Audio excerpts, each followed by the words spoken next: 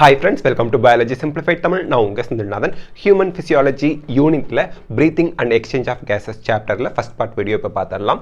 As you have read earlier, oxygen is utilized by organisms. Oxygen is utilized by organisms. Oxygen edukku venunga to break down of simple carbohydrates like glucose. Glucose break down panna oxygen theva. So oxygen is utilized by organisms to indirectly break down simple molecules like glucose, very important, amino acids and fatty acids etc. to derive energy to perform various activities. So நம்ம பாடிக்கு energy எங்க இருந்து வருது? Oxidation of glucose, amino acids, fatty acids. ஆக்சிடேஷன்னா addition of oxygen அது பண்ணுறதுனால அது break down ஆகி ஏடிபி ஃபார்மில் எனர்ஜியை ரிலீஸ் பண்ணுது. அந்த எனர்ஜியை யூஸ் பண்ணி நம்ம ஒர்க் பண்ணுறோம். Don't forget carbon dioxide ஒரு பை ப்ராடக்ட் வரும்ல, ஆக்சிடேஷன் நடந்தால் ஒரு பை ப்ராடக்ட் வரும்ல, that is carbon dioxide, that is waste, நமக்கு தேவையில்லை. Carbon dioxide which is harmful is also released during the above catabolic reaction. Catabolic அப்படின்னா உங்களுக்கு நல்லா தெரியும், பிரேக்கிங் டவுன் ப்ராசஸ். பிரேக்கிங் down process is called catabolic. Anabolic na building up, உருவாக்குறது. இங்க break down ஆகுது. break down ஆகும்போது energy release ஆகிறதோட கார்பன் டை ஆக்சைடு அப்படிங்கிற ஹார்ம்ஃபுல் கேஸ் ரிலீஸ் ஆகுது. நமக்கு அது நல்லதில்லை, அதை வெளியேற்றுறோம். Okay, it is therefore evident that oxygen has to be continuously provided to the cells and carbon dioxide produced by the cells have to be released out. இந்த இடத்துல தெளிவா புரிஞ்சுக்கணும். ஆக்சிஜன் அட்மாஸ்பியர்லேருந்து நம்ம செல்ஸ் எல்லா செல்ஸுக்கும் சப்ளை பண்ணிக்கிட்டே இருக்கணும். வெளியிலேருந்து உள்ளே வருது, செல்ஸ் தான் கார்பன் டை ஆக்சைடை ப்ரொடியூஸ் பண்ணுது, அதை வெளியேற்றிக்கிட்டே இருக்கணும். அதை தான் எக்ஸ்சேஞ்ச் ஆஃப் கேஸ். உள்ள ஆக்சிஜன் எடுத்துக்கிட்டு கார்பன் டை ஆக்சைடை வெளியே கொடுக்கறது. Okay, this process of exchange of oxygen from the atmosphere, oxygen அட்மாஸ்பியர்லேருந்து எடுத்துக்கிறோம், with carbon dioxide produced by the cells is called breathing, commonly known as respiration. Okay, so ஆக்சிஜனை அட்மாஸ்பியர்லேருந்து எடுத்துக்கிறோம், கார்பன் டை ஆக்சைடு செல்ஸில் produce ஆனிச்சு, அதை வெளியே விடுறோம். இதை ப்ரீத்திங் ஆர் ரெஸ்பிரேஷன் அப்படின்னு சொல்கிறோம். Place your hands on your chest. You can feel the chest moving up and down. இதுதான். Okay, you know that it is due to breathing. மூச்சு விடுறதுனால தான் இது நடக்குதுன்னு உங்களுக்கு தெரியும். How do we breathe? எப்படி நம்ம மூச்சு விடுறோம்? The respiratory organs and mechanism of breathing are described in the following sections of this chapter. So நம்ம எப்படி breathe பண்றோம், நமக்கு ரெஸ்பிரேட்டரி ஆர்கன்ஸ்லாம் என்னென்ன இருக்கு, ரெஸ்பிரேஷனோட மெக்கானிசம் என்ன, இது எல்லாமே இந்த சாப்டர்ல படிக்க போறோம். ஓகேங்களா? Next, respiratory organs. But different kind of ஆர்கானிசத்தில் different kind of respiratory organs இருக்கும். அதுக்கு எக்ஸாம்பிள்ஸ் கொடுத்துருப்பாங்க. இந்த பேராகிராஃப்லேருந்து நீட் கொஷின் வரத்துக்கு வாய்ப்புகள் அதிகமாக இருக்குது. அதனால் நல்லா நோட் பண்ணிக்கணும். Mechanism of breathing vary among different groups of animals depending mainly on their habitats. ஹேபிடேட்ஸ்னா எப்போவுமே மறக்கக்கூடாது, லிவிங் பிளேஸ், எந்த இடத்துல அவங்க வாழ்கிறாங்க. எந்த இடம்னா அந்த தெரு இந்த தெரு அப்படி சொல்லக்கூடாது, அண்ணா நகர் அப்படி சொல்கிறது இல்லை. தண்ணியில் வாழ்கிறாங்களா, நிலத்தில் வாழ்கிறாங்களா, பறக்கிறாங்களா, ஊர்ந்து போகிறாங்களா, நடந்து போகிறாங்களா, இதுதான். ஸோ வாழ்கிற இடம் நிலமா நீரா தண்ணியா அப்படிங்கிற மாதிரி. And levels of organization. ஓகேங்களா? சரி, lower invertebrates. Invertebrates என்ன? இந்த vertebral column இல்லாதவங்க. Lower invertebrates like sponge, coelentrates, flatworms etc. exchange oxygen with carbon dioxide by simple diffusion. Simple diffusion னா அப்படியே சரௌண்டிங்கில் வாட்டரில் இருப்பாங்க, வாட்டர்லேருந்து ஆக்சிஜன் டிசால்வ்ட் ஆக்சிஜனை உள்ள எடுத்துட்டு கார்பன் டை ஆக்சைடு அப்படியே டிசால்வ் அவுட் வெளியே தள்ளி விட்டுருவாங்க. அப்படியே எக்ஸ்சேஞ்ச் ஆஃப் கேஸ் தண்ணியில் அப்படியே நடக்கிறது டிஃப்யூஷன் மூலயமா. Over there entire body surface, entire body சர்ஃபேஸும் தண்ணியில் கான்டாக்டோட இருக்கும். தண்ணியில் கான்டாக்டில் இருக்கிறதுனால அப்படியே தண்ணியிலேயே dissolved oxygen dissolved carbon dioxide அப்படியே எக்ஸ்சேஞ்ச் ஆகிக்கும். Earthworms use their moist cuticle. எர்த்வார்முக்கு யார் இருக்காங்க? Moist cuticle. இதெல்லாம் கொஸ்டினில் வருங்க. ஸ்பான்ஸ், சிலிண்ட்ரேட்ஸ், பிளாட்ஃபார்மில் சிம்பிள் டிஃப்யூஷன் மூலியமாக எக்ஸ்சேஞ்ச் ஆஃப் கேஸ் நடக்குது. அதே எர்த்வார்மில் மாய்ஸ்ட் கியூட்டிக்கல், அது மூலியமா எக்ஸ்சேஞ்ச் ஆஃப் கேஸ் நடக்குது. Insects have network of tubes called tracheal tubes to transport atmospheric air within the body. Special vascularized structures called gills, that is branchial respiration அப்படின்னு சொல்லுவாங்க, are used by most of the aquatic arthropods. arthropodsனாலும் அந்த கியூட்டிகளோட அதாவது என்ன சொல்லுது, கியூட்டினாலான அந்த இதோட இருக்கிறது, ஷெல்லோட இருக்கிறது arthropods. aquatic arthropods and mollusks, whereas vascularized bags called lungs. Vascularized அப்படின்னா என்ன சார்? blood vessels இருக்கு அப்படின்னு அர்த்தம். blood vessels ஓட இருக்கிறது தான் vascularized. called lungs, that is pulmonary respiration. lungs pulmonary அப்படிங்கிற வேர்டுக்கு மீனிங்கே lungs தான் அர்த்தம். are used by the terrestrial forms. terrestrial அப்படின்னா என்ன அர்த்தம்? land நிலத்தில் வாழ்பவர்கள். terrestrial forms for the exchange of gases. among vertebrates, fishes use gills, whereas amphibians, அதாவது இங்க என்ன சொல்றாங்க? vertebrates, among vertebrates, fishes use gills. fishes என்ன பண்ணுது? gills யூஸ் பண்றாங்க. vertebrates-னா முதுகெலும்போட இருக்கவங்க. இதுக்கு முன்னாடி வரைக்கும் நம்ம என்ன பார்த்தோம்? invertebrates பார்த்தோம் இல்லையா? இப்போ நம்ம பார்க்க போறது vertebrates. vertebrates-ல fishes வந்து gills யூஸ் பண்றாங்க. amphibians-னா நீரிலும் வாழ்வார்கள், நிலத்திலும் வாழ்வார்கள்.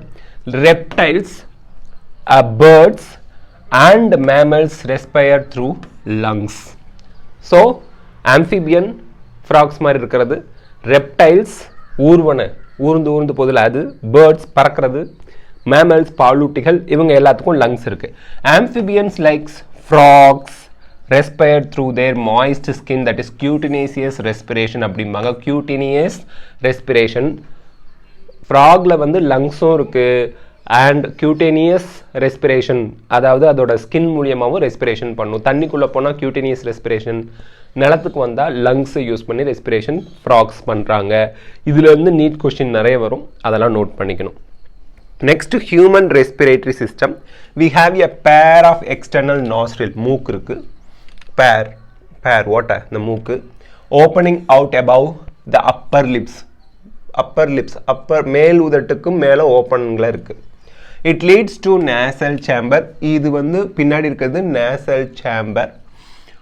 Through a nasal passage, the nasal chamber opens into pharynx. Nasal chamber opens into pharynx. இந்த மாதிரிலாம் வரும்போது நீங்கள் என்ன பண்ணிக்கணும்? சைடில் எழுதிக்கணும். நாஸ்ட்ரில்ஸ் எக்ஸ்டர்னலாக இருக்குது இல்லையா? நாஸ்ட்ரில்ஸ்லேருந்து வர்றது நமக்கு இந்த நேசல் சேம்பர். நேசல் சேம்பர்லேருந்து எங்கே போகுது? நேசல் சேம்பர்லேருந்து ஃபேரிங்ஸ்லேருந்து எங்கே போகுது? லேரிங்ஸ்லேருந்து எங்கே போகுது? இப்படியே எழுதிக்கணும் சைடில் நீங்கள். லேரிங்ஸ்லேருந்து எங்கே போகுது? ட்ரக்கியா, அதுதான் வரும். Pharynx, a portion of which is the common passage for food and air. இது நம்ம வந்து போன சாப்டர் டைஜஷன் அண்ட் அப்சார்ப்ஷன்லேயே படிச்சிருப்போம். Pharynx is a common passage for food and air அப்படின்னு. The pharynx open through larynx region into a trachea. அதாவது ஃபேரிங்ஸ்லேருந்து லேரிங்ஸ்க்கு அடுத்துக்கு அப்புறம் ட்ரக்கியா வந்துடும். லேரிங்ஸ்க்கு அப்புறம் தான் ட்ரக்கியா வரும். Into the trachea. ஓகேங்களா? Larynx is a cartilaginous box. கார்டிலேஜ்னா என்ன? A connecting tissue. அதில் பிளட் வெசல் சப்ளைலாம் இருக்காது, ஒரு கனெக்டிவ் டிஷ்யூ, அவ்வளோதான். Box which helps in sound production and hence called sound box. லேரிங்ஸ்க்கு இன்னொரு பேர் சவுண்ட் பாக்ஸ், மறந்துடாதீங்க. டியூரிங் ஸ்வாலோயிங், ஃபுட்டு நம்ம முழுங்கும் போது glottis is the opening of esophagus இல்லையா? can be covered by the thin elastic cartilaginous flap called epiglottis. ஃப்ளாப்னா என்னன்னு நமக்கு தெரியும். ஒரு இடத்துல கனெக்டடாக இருக்கும், இன்னொரு இடம் இப்படி மூவ் பண்ணும். ஓகேங்களா? ஸோ இந்த கதவு வந்து ஒரு சைடு ஜாயிண்டாக இருக்கும், அப்போ தான் ஓப்பன் பண்ணி க்ளோஸ் பண்ண முடியும். ரெண்டு சைடு ஜாயிண்ட் ஆகிடுச்சா எப்படி உள்ளே போகிறது வெளியே வருது? ஸோ அதுதான் ஃப்ளாப் அப்படிமோ. ஸோ உள்ள ஒரு நாக்கு மாதிரி ஒரு ஸ்ட்ரக்சர் எபிக்ளாட்டிஸ் இருக்குது. சாப்பாடை முழுங்கும் போது அது போய் அப்படியே கிளாட்டிஸை க்ளோஸ் பண்ணிக்கும். During following glottis can be covered. glottis அப்படிங்கிறது என்ன அப்படின்னா ஓப்பனிங் ஆஃப் ட்ரக்கியா. மறந்துடாதீங்க, ஓப்பனிங் ஆஃப் ட்ரக்கியாவை தான் glottisமோ. ஸோ glottis மூடிக்குது. ஸோ தட் ஃபுட்டு ஈசோஃபேகஸ்குள்ளே போயிடும். ஃபேரிங்ஸ், அதாவது இந்த ட்ரக்கியாக்குள்ளே போகாது. ட்ரக்கியாக்குள்ளே ஃபுட்டு glottis வழியாக என்ட்ரு ஆயிடுச்சுன்னா என்ன ஆகுங்க? இறந்துருவாங்க மனுஷங்க. அதனால் அதுக்கெல்லாம் பயப்பட தேவையில்லை. அதான் உள்நாக்கு போய் glottis-ஐ க்ளோஸ் பண்ணிங்க. ஓகேங்களா? மறந்துடாதீங்க, ஞாபகம் வச்சுக்கோங்க. thin elastic cartilaginous flap called epiglottis to prevent the entry of food into larynx. So larynx குள்ள food போகாம இருக்கிறதுக்கு glottis close ன்றது யாரு? Epiglottis. Epiglottis is a flap. Trachea is a straight tube extending up to the mid thoracic cavity. இது thorax, நெஞ்சு பகுதி thorax, mid thoracic cavity வரைக்கும் trachea வருது. இங்க பாருங்க epiglottis, இங்க வந்து glottis region இருக்கும், glottis region இருக்கும். epiglottis வந்து ஃபுட்டை முழுங்கும் போது glottis region வந்து க்ளோஸ் பண்ணிக்கும். தென் லாரிங்ஸ்க்கு அப்புறம் trachea வருது. trachea mid செஸ்டோட mid part mid thoracic region வரைக்கும் trachea இருக்கும். அதுக்கப்புறம் trachea ரெண்டா பிரியும். அந்த ரெண்டா பிரியறதுக்கு பேரு bronchi. ரெண்டு இருந்தா ப்ளூரல்ல bronchi, சிங்குலர்ல bronchus. ஓகேங்களா? அதுதான் இங்க சொல்ல போறாங்க. So level of thoracic, fifth thoracic vertebra into your right and left primary bronchi, bronchus singularல. Each bronchi undergoes repeated divisions to form the secondary and tertiary bronchi and bronchioles ending up in very thin terminal bronchioles. இந்த இடத்துல தெளிவா நம்ம பார்த்துக்கணும். இது bronchus ரெண்டு இருக்கு, bronchi primary, and then secondary bronchi, and then tertiary bronchi, and then bronchioles. Bronchioles end in terminal bronchioles. Bronchioles end in terminal bronchioles. ஓகேங்களா? So அதை ஞாபகம் வச்சுக்கோங்க. Then the trachea, primary, secondary and tertiary bronchi and initial bronchioles are supported by incomplete cartilaginous rings. Cartilaginous rings வந்து பார்த்தீங்கன்னா இந்த பிக்சரில் உங்களுக்கு தெளிவாக தெரியும். இந்த மாதிரி இருக்குது பார்த்தீங்களா? இதை தனியாக எடுத்து பார்த்தா இப்படி சி ஷேப்பில் அப்படி போய் கவ்விக்கிட்டு இருக்கும் ட்ரக்கியாவை. அப்போ தான் ட்ரக்கியா ஸ்ட்ரைட்டாக இருக்கும், இல்லைன்னா ட்ரக்கியா கொலாப்ஸ் ஆயிரும். எப்போவுமே ட்ரக்கியா வந்து ஓப்பன் டியூபாக இருந்தால் தான் காற்று உள்ளே போயிட்டு வெளியே வர முடியும். கேஸ் தானே உள்ளே போயிட்டு வெளியே வருது. ஸோ அந்த ட்ரக்கியா எப்போவுமே ஸ்ட்ரைட்டாக ஓப்பனாக இருக்கிறதுக்காக இங்கே பாருங்கள், இங்கே ஒன்று இருக்குது, இங்கே ஒன்று இருக்குது, இங்கே ஒன்று இருக்குது, இங்கே அப்படி நிறைய இருக்குது பாருங்கள். இந்த சி ஷேப்பில் இருக்கிறதுனால இது கம்ப்ளீட் ரிங் கிடையாது, இன்கம்ப்ளீட் ரிங். அதை தான் அவங்க சொல்கிறாங்க. ஓகேங்களா? ஸோ இன்கம்ப்ளீட் cartilaginous rings வந்து trachea and then bronchi, primary bronchi, secondary bronchi, tertiary bronchi and initial bronchioles வரைக்கும் இந்த C shaped incomplete cartilaginous rings அதை ப்ரொடெக்ட் பண்ணி எப்பவும் வைடாக ஓப்பனாகவே இருக்க ஹெல்ப் பண்ணுது. Each terminal bronchioles gives rise to number of very thin irregular walled and vascularized. இந்த இடத்துல vascularization வந்துருது. vascularized அப்படின்னா என்ன அர்த்தம்னா blood capillaries, blood vesselsலாம் இருக்குன்னு அர்த்தம். bag like structure called alveoli. The branching network of bronchi, bronchioles and alveoli comprises the lungs. So lungsல என்னெல்லாம் இருக்கு? alveoli இருக்கிறாங்க, bronchioles இருக்காங்க and bronchi இருக்காங்க. bronchi. So bronchi, bronchioles and alveoli இந்த மூணும் சேர்ந்து and blood capillaries, blood vessels இதெல்லாம் சேர்ந்து தான் lungs-அ ஃபார்ம் பண்ணுது அப்படின்னு சொல்றாங்க. We have two lungs. நமக்கு ரெண்டு lung இருக்கு, which are covered by double layered pleura with pleural fluid. So இங்கே பாருங்கள், எல்லோ கலரில் இந்த இடத்துல ஒரு லேயர் இருக்குது, இந்த இடத்துல ஒரு இருக்குது, நடுவில் எல்லோ கலரில் இருக்குது. ஸோ இந்த அவுட்டர் பிளாக் கலரில் இருக்குல்ல, அது வந்து அவுட்டர் பிளூரல் மெம்பரேன். உள்ளே இருக்கிறது இன்னர் பிளூரல் மெம்பரேன். இது அவுட்டர் மெம்பரேன், இது இன்னர் மெம்பரேன். ரெண்டுக்கும் இடையில உங்களுக்கு எல்லோ கலரில் காமிச்சிருக்காங்கல்ல, அங்கே பிளூரல் ஃப்ளூயிட் இருக்குது, பிளூரல் ஃப்ளூயிட் இருக்குது. ஓகேங்களா? So between them, pleural fluid between them, outer and inner pleural membrane, it reduces the friction of lungs surface.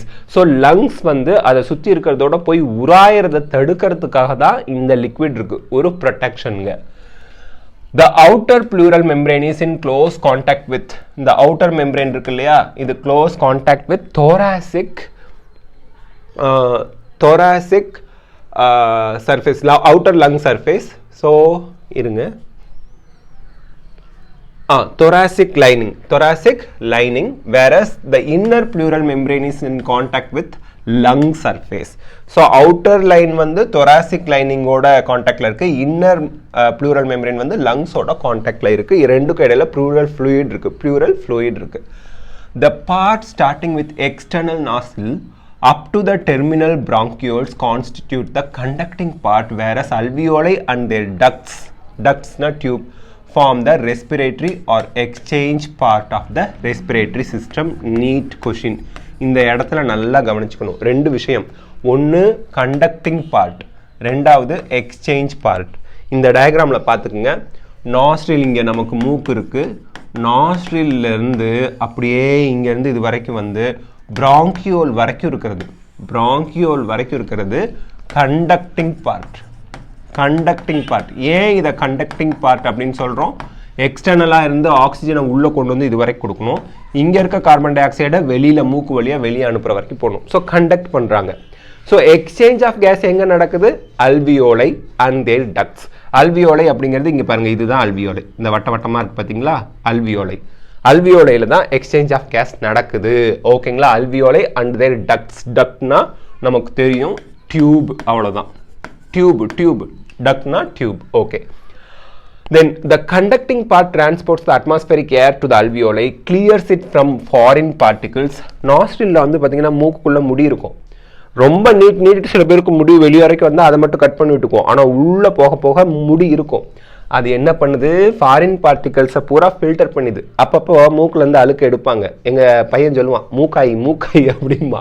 மூக்கிலேருந்து அழுக்கு எடுப்போம்.